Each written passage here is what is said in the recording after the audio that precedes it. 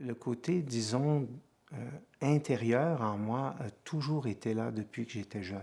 C'était même, je dirais, la vraie personne que j'étais, c'était celle qui se questionnait, qui essayait de ressentir les choses.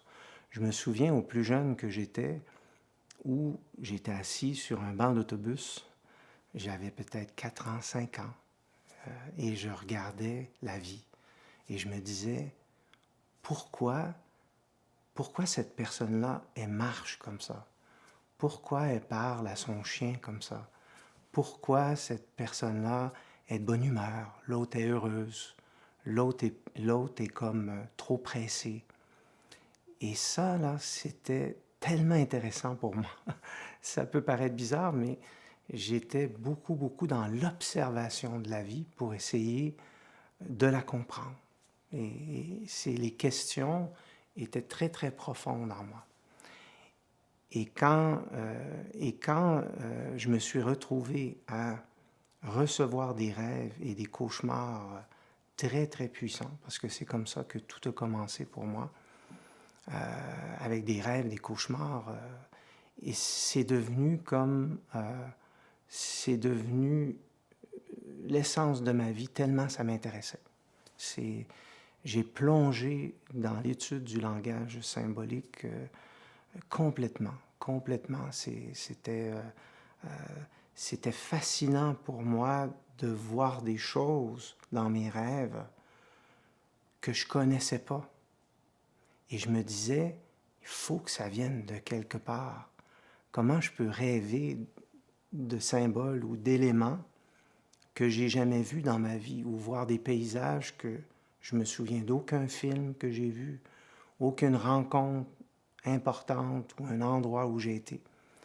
Et ça, pour moi, ça a été ma rencontre essentielle avec l'univers, puis avec une recherche qui est entrée dans une quête existentielle vraiment, vraiment profonde.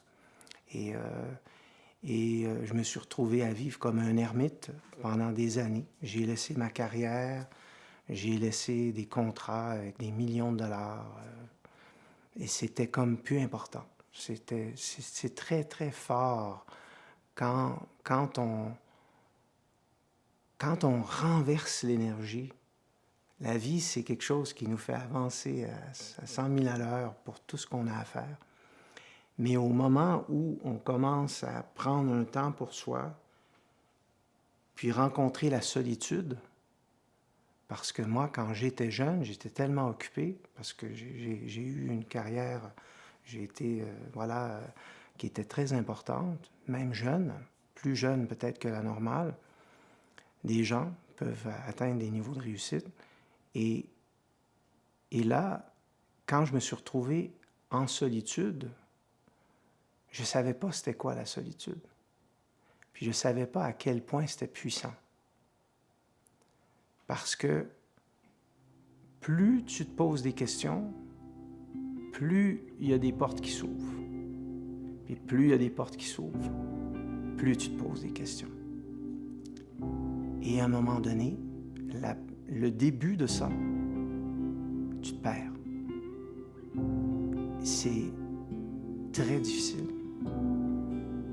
Parce que tu te mets à te demander des choses où tu comprends pas exactement ces dynamiques-là qui sont souvent liées à des choses que tu as entendues de tout le monde.